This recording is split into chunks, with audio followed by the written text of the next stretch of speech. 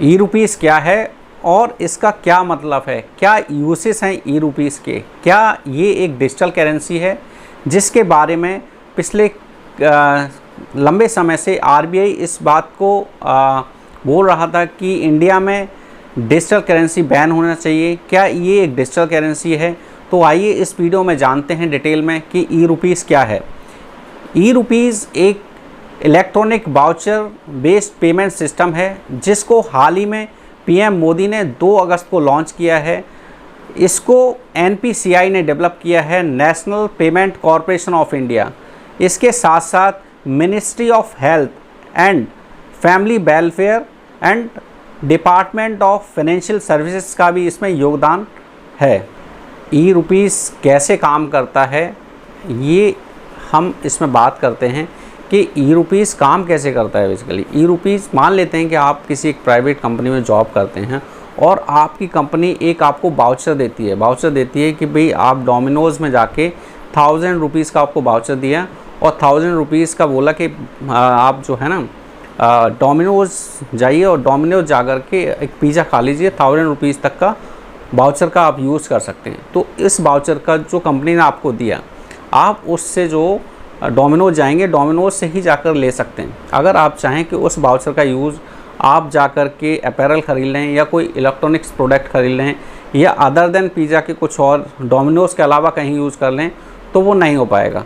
तो इसको हम कह सकते हैं कि ये एक पर्टिकुलर पर्सन और पर्पज़ स्पेसिफिक पेमेंट सिस्टम है जिसमें आपको एक क्यूआर कोड दिया जाएगा या आपके मोबाइल पे एक मैसेज आएगा। उस मैसेज की हेल्प से एक पर्टिकुलर सेंटर में जाके आप उसका यूज़ कर सकते हैं। एक दूसरे एग्जांपल से आपको समझाता हूँ बेटर अंडरस्टैंडिंग के लिए। मान लीजिए किसी भी किसान को जो है फर्टिलाइज़र लेना है, फर्टिलाइज़र के लिए गवर्नमेंट जो है सब्सिडीज़ देती है। तो सब्सिडीज़ के लिए दिया कि फर्टिलाइज़र उसको ख़रीदना है, तो सब्सिडीज़ का मान लो उसको 2000 रुपये का जो है ई रुपीस के थ्रू जो है वाउचर उसने भेज दिया गवर्नमेंट ने, और वो जो है उस किसान के मोबाइल पे एक क्यूआर कोड जाएगा या फिर एक मैसेज जाएगा। उस मैसेज की हेल्प से वो उस पर्टिकुलर सेंटर पर जा कर के वहाँ से फर्टिलाइज़र ले सकता है। अगर वो चाहे कि उस 2000 रुपये का कहीं और यूज़ कर ले, कि फर्टिलाइज़र की जगह कुछ और खरीदे, तो नहीं खरीद सकता। तो हम कह सकते हैं कि पर्टिकुलर पर्सन और पर्पज़ स्पेसिफिक पेमेंट सिस्टम है जो कि जिस पर्पज़ के लिए दिया जा रहा है ये उसी में इसका यूज़ कर सकते हैं, उसके अलावा आप इसका यूज़ नहीं कर सकते। तो एक प्रीपेड गिफ्ट वाउचर है ये, और किसी एक पर्टिकुलर सेंटर में जाके इसका आप रिडीम कर सकते हैं। तो ऐसे काम करता है ये। अब बात करते हैं कि ई रुपीस जो है वो बनाया कैसे जा सकेगा और कौन इसको इशू करेगा। तो जैसे बड़ी बड़ी कंपनीज़ हैं, रिलायंस हो गया, टाटा हो गया, ये अपने एम्प्लॉय को जैसे ट्रैवल कराती हैं, कुछ बेनिफिट्स देते हैं। तो ट्रैवल के दौरान जैसे पर्टिकुलर किसी होटल में उनको भेजा कि भाई आपको इस होटल में जो है रुकना है। तो होता क्या है कि एम्प्लॉय क्या करता है कि अगर उसका बजट 4000 है तो वो 2000 के होटल में रुका और उसने जो है 3000 रुपये का बिल बनाया और जो है कंपनी को पेश कर दिया। तो अभी इसमें क्या होगा कि कंपनियां जो हैं क्यूआर कोड एक आपके मोबाइल पे दे देंगे अपने एम्प्लॉय को कि भाई फ़लाने होटल में जो है ताज में जाके या रेडिसन में जाके रुकना, और एक क्यूआर कोड आपको मोबाइल पे आ गया, आप वहाँ जाएंगे, स्कैन कराएंगे।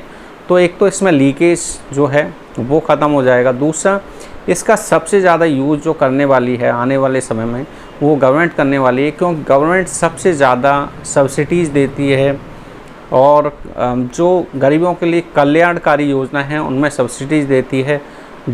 इन कैश के माध्यम से या फिर उनके अकाउंट्स में ट्रांसफ़र करते हैं। तो उसमें अब क्या होगा कि गवर्नमेंट क्या है कि सीधा उनके मोबाइल पे क्यूआर कोड भेजेगी। जैसे किसी को राशन लेना है तो उसका क्यूआर कोड गया, वो अपना उस सेंटर पर गया, उसने क्यूआर कोड दिखाया और स्कैन हुआ, अपना राशन लिया, आ गया।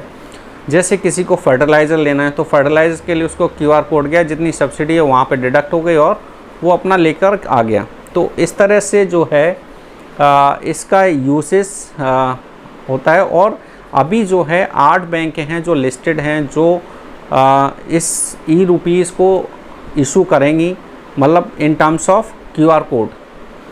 तो जिसमें कि प्राइवेट और पब्लिक दोनों ही बैंकें हैं, जैसे कैनरा बैंक हो गया, SBI हो गया, ICICI हो गया, एक्सिस बैंक हो गया, नेशनल बैंक हो गया, इंडस्ट्रियल बैंक हो गया।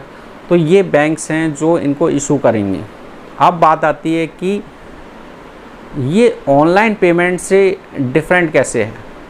सोचेंगे ये तो ऑनलाइन पेमेंट तो था ही, उसी तरह से है भाई कि ऑनलाइन पेमेंट्स में भीम ऐप से जो है पे कर दिया। लेकिन यहाँ पर ये टोटली डिफरेंट है ऑनलाइन पेमेंट से। वो ऐसे डिफरेंट है कि एक तो ये कैशलेस है, कोई कैश ट्रांसफ़र नहीं कर रही गवर्नमेंट।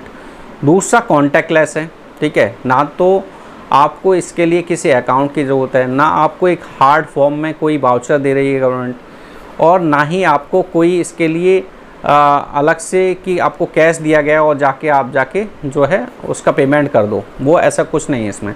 तो ये ऑनलाइन पेमेंट से डिफरेंट है। आपको आपके मोबाइल पे एक QR कोड या मैसेज आएगा, उसकी हेल्प से आप उस बेनिफिट को ले सकते हैं।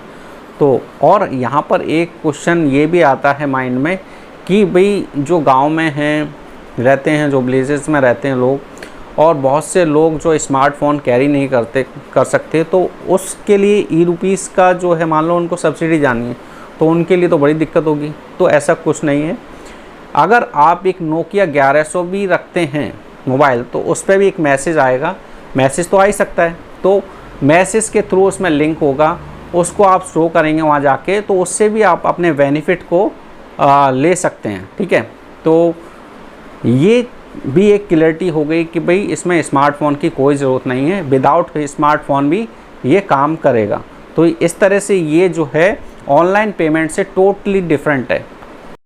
इसके बेनिफिट क्या हैं, बेनिफिट क्या क्या होने वाले हैं इसके ई रुपीज़ के। सबसे पहला बेनिफिट तो यही होगा कि इससे लीकेजेस जो हैं वो कंट्रोल होंगे, और जो गवर्नमेंट सब्सिडीज़ देती है, जिस बेनिफिशियरी को देना चाहती है, जो उसका एक्चुअल बेनिफिशियरी है उस तक पहुंचेगा। और बीच में मीडिएटर भी ख़त्म होंगे, क्योंकि डायरेक्ट वो QR कोड आपके मोबाइल पर आ रहा है, उसमें कोई मीडिएटर की ज़रूरत नहीं है। और उस QR कोड को जिसको बेनिफिट मिलना है, वो पर्टिकुलर जिस पर्पज़ के लिए भेजा गया है, वो जाके उस सेंटर से उसको अपना बेनिफिट ले सकता है, उसको रिडीम करा सकता है। तो ये इससे फ़ायदे होंगे, और जो है करप्शन भी काफ़ी हद तक कंट्रोल होगा।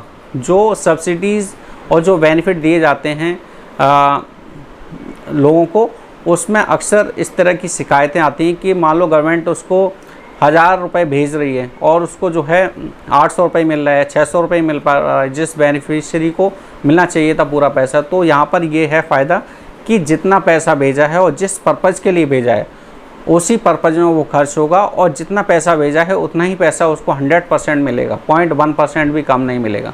तो ये फ़ायदे इससे होने वाले हैं।